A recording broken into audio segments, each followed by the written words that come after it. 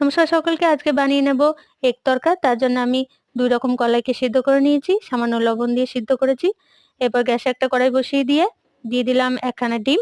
ডিমটাকে ভালো করে ভেজে নিয়ে তুলে নিয়ে সেই কড়াই তেলের মধ্যে দিয়ে দিলাম আদা রসুন আর একটা কাঁচা লঙ্কা। এগুলো ভালো করে ভেজে নিয়ে আমি দিয়ে দেব একটা বড় সাইজে কুচানো পেঁয়াজ। একটু কালার চেঞ্জ হলে আমি এর মধ্যে দিয়ে দেব একটা বড় সাইজের পেঁয়াজ। পেঁয়াজটাকে দিয়ে ভালো করে ভেজে নেব। তরকা তো অনেক বানান, তবে এইভাবে বানিয়ে দেখবেন, ভালো লাগবে খেতে। পেঁয়াজটাকে দিয়ে হালকা করে ভেজে নেব। পেঁয়াজটা হালকা ভাজা হয়ে এলে আমি দিয়ে দেব এর মধ্যে কুচিয়ে রাখা টমেটো।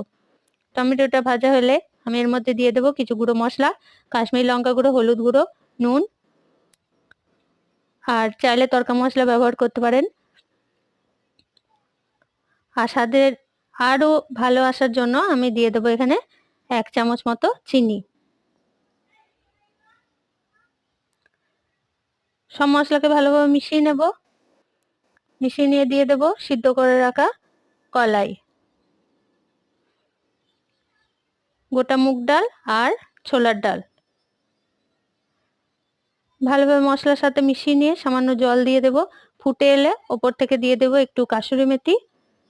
কাসুরি মেথিটা ভালো করে মিশিয়ে নিয়ে এর মধ্যে দিয়ে দেব ভেজে রাখা ডিম। রেডি হয়ে যাবে আজকের ডিম তরকা।